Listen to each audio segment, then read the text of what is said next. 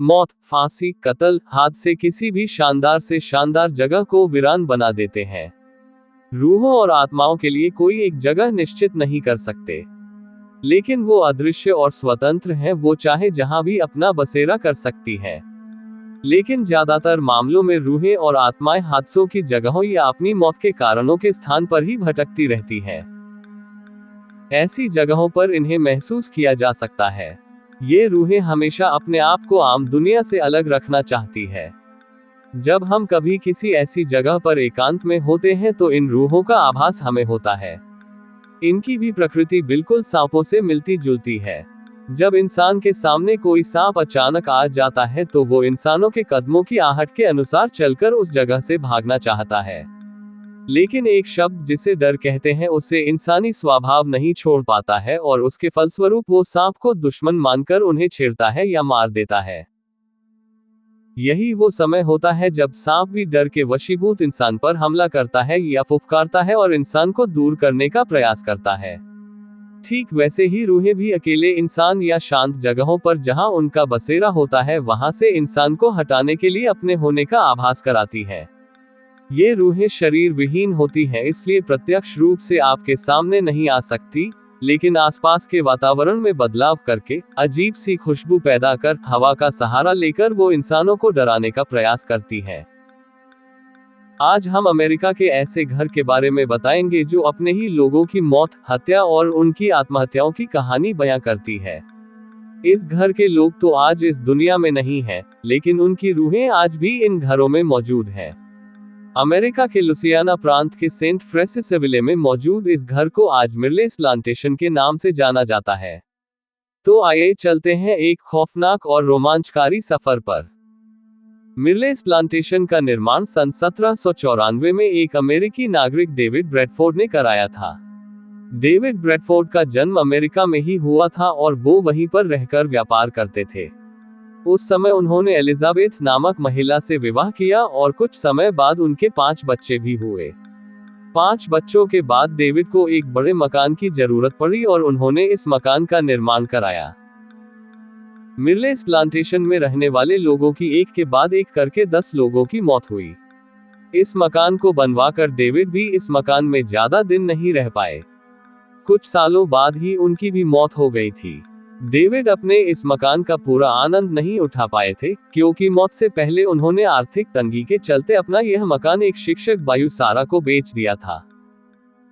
सारा, डेविड के एक बच्चे क्लार्क वुडरूफ को अपने साथ रखकर कानून की पढ़ाई करती थी, जिसने कुछ दिनों बाद अपने शिक्षक की ही बेटी सारा मथिल्डा से शादी कर ली।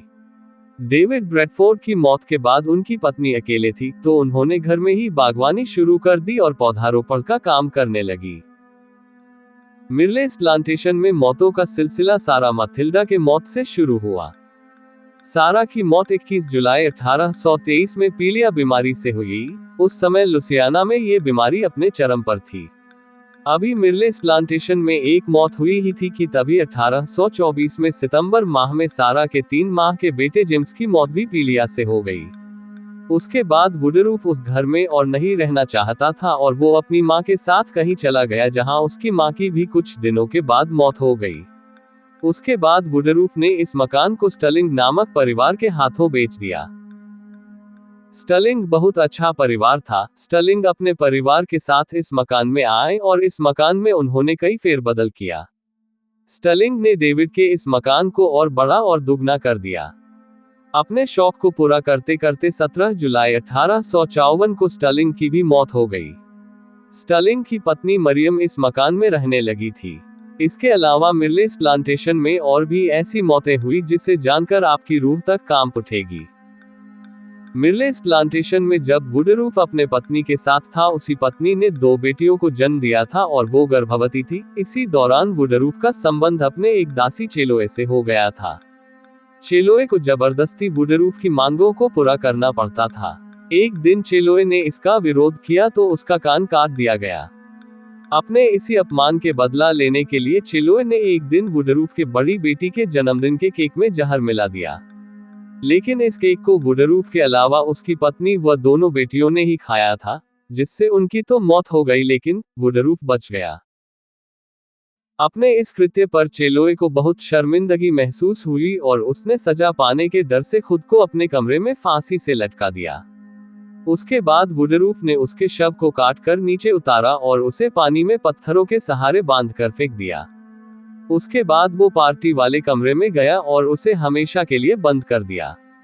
कुछ दिनों बाद वुडरूफ अपने घर के पोर्च पर खड़ा था, उसी समय किसी ने उसे गोली मार दी और मौके पर ही उसकी भी मौत हो गई।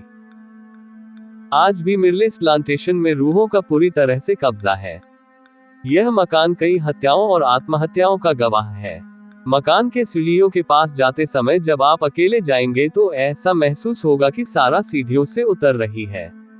कई लोगों ने सारा को और उसके बच्चों को कमरों में दौड़ते हुए देखने का दावा किया है। वहीं मिर्लेस प्लांटेशन के बाहर चेलोए के कमरे में आज भी किसी लड़की के सिसकने की आवाजें साफ सुनाई देती हैं। मकान के पीछे वाले हिस्से में एक पुराना पेड़ है, जहां एक महिला का शव पेड़ से लटका हुआ दिखाई देता है। इसके अलावा मिर्लेस प्लांटेशन का वो कमरा जहां आखिरी बार पार्टी की गई थी, उस कमरे में आज भी उस केक की महक को महसूस किया जाता है। साथ ही साथ बच्चों की रोने की आवाजें भी कई लोगों को डरा चुकी है। आज भी इस मकान की वीरानी में लोग रूहों के इधर उधर दौड़ने और पेड़ों पर हवा के साथ झूलने को महसूस करते हैं। मिर्लेस प्लांटेशन के अंदर सारा के कमरे के ठीक बगल में एक हॉल है, जहां एक पुराना शीशा लगा हुआ है। कई लोगों ने इस बात का दावा किया है कि इस शीशे में कभी कभी एक महिला जो कि सफेद लिबास में है और जिसकी गर्दन झुकी हुई है, आंखों पर काले घेरे और उसका एक हाथ आपकी तरफ इशारा करता हुआ दिखाई देती है, जैसे कि वो आपको बुला रही है। वहीं सारा के कमरे में एक पुराना पियानो रखा हुआ है जो कि दिन भर में कई बार अपने आप बज उठता है।